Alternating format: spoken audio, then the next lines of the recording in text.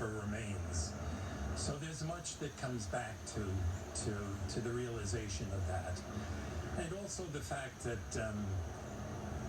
there were fires. There's 24 chemicals they test our lungs for, with fires that were burning underneath for weeks. And so not only those who died that day, but now as of this morning, 257 of us have died from the toxins from there. Father Chris, you counsel families certainly around that time, and firefighters. And we had our Dr. Ashton on earlier talking about some of those physical impacts that linger, but the mental ones do as well. 20 years later, are you finding you're still people that are needing your counseling and are still healing, if you will, from that day? And how? We all are needing the grace and the gift of healing. And one of the gifts of that is that I myself had lost someone whom I lived with in 9/11. And so the families were wonderful in welcoming me into their soul territory to journey with them in their grief. And it's been an awesome gift to be a part of their lives. We'll talk about the gift. This segment we do every Friday. This is a special Friday, but on Faith Friday, we always have a faith guest on, and we ask them to give our viewers words of inspiration going into the weekend. And this is an incredible weekend.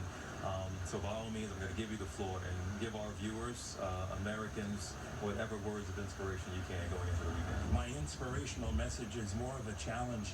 We need to pull it together, and we need to remember that our lives aren't for our own sake, they're for the sake of others, and that we have to stop reacting in fear and respond more with a sense of faith and trust in one another. This craziness of us being fearful of those who are different than us. And we're all the same human beings. And so what is it that we need each of us to do?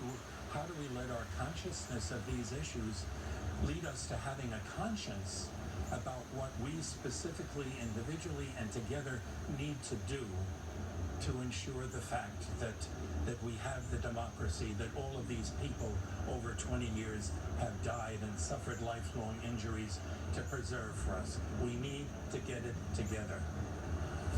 Great inspiration and a challenge. Like you said, a lot of people miss that unity. They would like to get back to that unity we felt after 9/11. Who knows if we will get there, but certainly that's a good challenge to issue. Father Chris, it is good to have you. Thank you so much for spending time with us, everybody. Thank you, guys. All right. Much appreciated. Just ahead here on GMA 3 when we come back. A dozen determined firefighters, all on two wheels. Unforgettable journey of remembrance.